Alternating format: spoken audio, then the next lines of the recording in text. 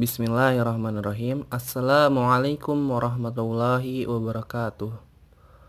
Pada sesi kali ini, kita akan mengupas dan mempelajari tentang pembahasan pertama, yaitu mengenai materi isim, fiil, dan huruf.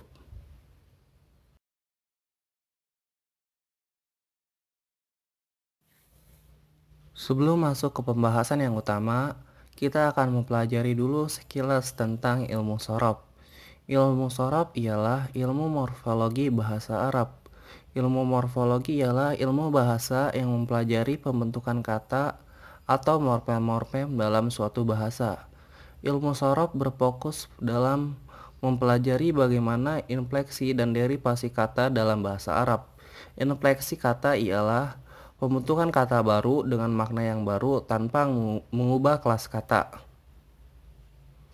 Contohnya, seperti kata buah, kita lakukan infleksi kata, maka kata buah akan menjadi kata buah-buahan, yang mana buah bermakna tunggal dan buah-buahan bermakna jamak, banyak buah. Tapi antara buah dan buah-buahan tetap nomina, tidak berubah kelas kata. Yang selanjutnya, derivasi kata. Derivasi kata ialah pembentukan kata dengan makna yang baru dan mengubah kelas kata tersebut. Seperti kata makan, jika diderivasi menjadi kata makanan, maka berubah maknanya.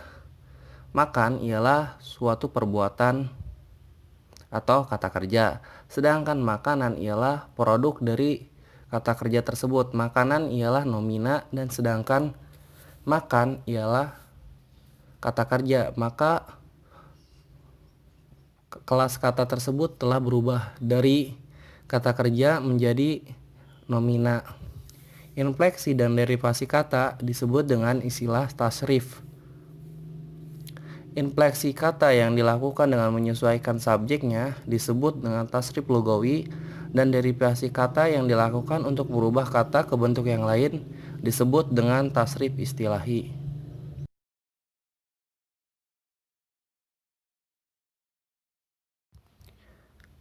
Kata dalam bahasa Arab disebut dengan al-kalimah. Kata dalam bahasa Arab diklasifikasikan menjadi 3. Yang pertama isim, yang kedua fiil, yang ketiga harf. Isim di dalam bahasa Indonesia biasa disebut dengan kata benda atau nomina. Sedangkan fiil secara singkatnya ialah kata kerja atau verba. Sedangkan harf ialah kata selain fiil dan isim yang tidak bisa berdiri sendiri dan mempunyai arti jika bergabung dengan kata yang lain dalam sebuah kalimat. Isim. Isim dalam bahasa Indonesia disebut dengan kata benda atau nomina. Isim meliputi kata benda seperti ranjang, kasur, buku, dan pulpen. Yang selanjutnya meliputi kata sifat seperti cerdas, pintar, rajin. Kemudian nama hewan seperti harimau, gajah, singa. Kemudian kata tunjuk seperti ini, itu. Kemudian kata sambung seperti dan, kemudian, yang, dan yang terakhir ialah nama tempat seperti Jakarta, Riau, dan Indonesia. Isim mempunyai karakteristik tersendiri yang membedakannya dengan fiil dan huruf. Karakteristik yang pertama ialah beralif lam atau mempunyai alif lam. Karakter yang kedua ialah bertanwin atau mempunyai tanwin. Entah itu tanwin dhamma, tanwin fathah, atau tanwin kasroh. Yang ketiga ialah diawali salah satu huruf jar, yaitu contohnya fi. Berikut contoh isim. Yang pertama, al-kitabu, yang punya arti sebuah buku. Yang kedua, kolamun, yang punya arti pulpen. Yang ketiga ialah fil fasli, yang punya arti di kelas. Pada kata al-kitabu, karakter isimnya ialah alif lam. Sedangkan pada kata kolamun, karakteristik isimnya ialah tanwin dhamma. Yang ketiga ialah fil fasli. Pada contoh ketiga, ada dua tanda atau karakteristik isim. Yang pertama ialah diawali salah satu huruf jar yaitu fi di sebelum kata al-fasli, dan yang kedua ialah alif lam yaitu pada kata al-fasl.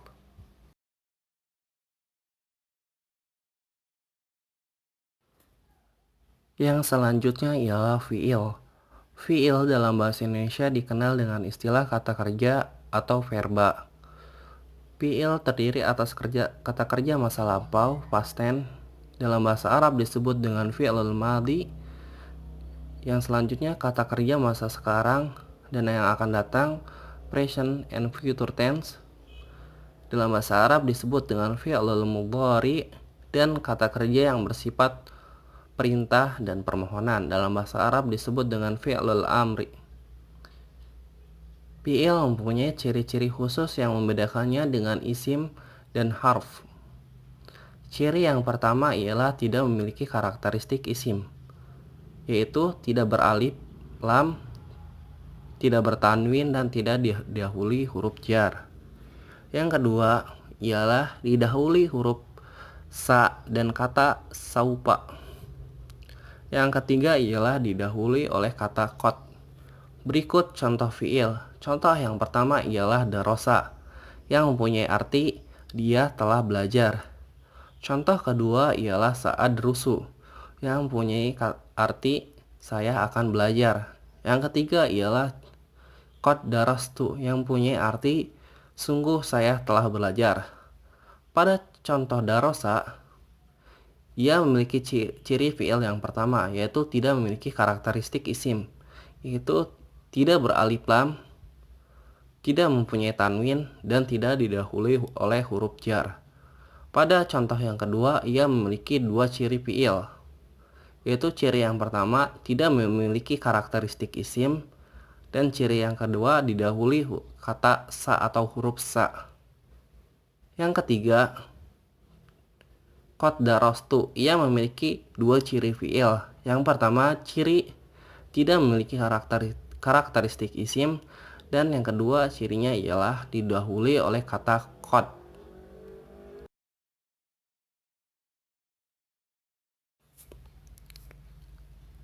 Yang terakhir ialah harf atau biasa juga disebut dengan huruf. Huruf ialah kata selain isim dan fiil. Huruf juga tidak bisa berdiri sendiri dan huruf tidak memiliki arti yang jelas tanpa kata-kata lain dalam sebuah kalimat. Yang dimaksud kata selain isim dan fiil ialah jika ada kata yang tidak termasuk isim dan fiil, maka ia bisa dipastikan adalah huruf. Yang kedua, tidak bisa berdiri sendiri, maksudnya ialah kita tidak bisa membuat kalimat dalam bahasa Arab yang isinya semuanya ialah huruf. Yang dimaksud dengan tidak memiliki arti yang jelas tanpa kata-kata lain dalam sebuah kalimat ialah huruf baru mempunyai arti atau makna jika ia digabungkan dan kata-kata yang lain, yaitu isim dan fiil dalam sebuah kalimat.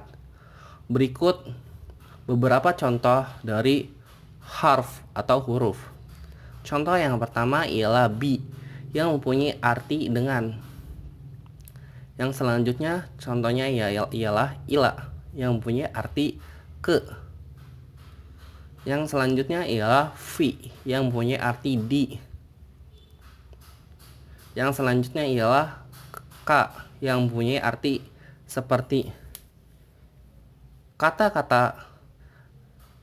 Contoh kata-kata tersebut baru mempunyai arti seperti yang saya sebutkan tadi jika ia bergabung dengan sebuah kalimat.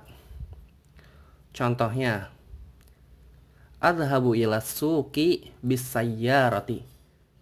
Saya pergi ke pasar bi sayyarati, dengan menggunakan mobil.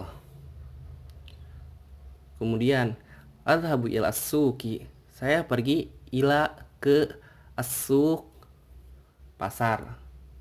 Begitulah contoh penggunaan harf atau huruf dalam sebuah kalimat. Jadi, harf pada dasarnya ialah kata yang tidak memiliki arti yang jelas, tetapi baru memiliki arti yang jelas jika ia bergabung dalam sebuah kalimat. Dan huruf juga mempunyai peran penting dalam sebuah kalimat.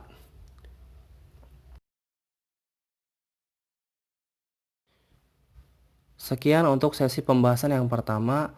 Mohon maaf bila ada kata-kata yang salah, ambigu, ataupun kurang dimengerti. Jika ada yang ingin bertanya, silakan tuliskan di kolom komentar.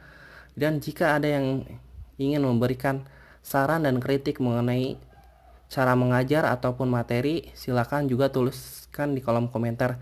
Saya sangat berterima kasih atas saran dan kritiknya. Akhirul kalam, fastabiqul khairat. Wassalamualaikum warahmatullahi wabarakatuh. Terima kasih.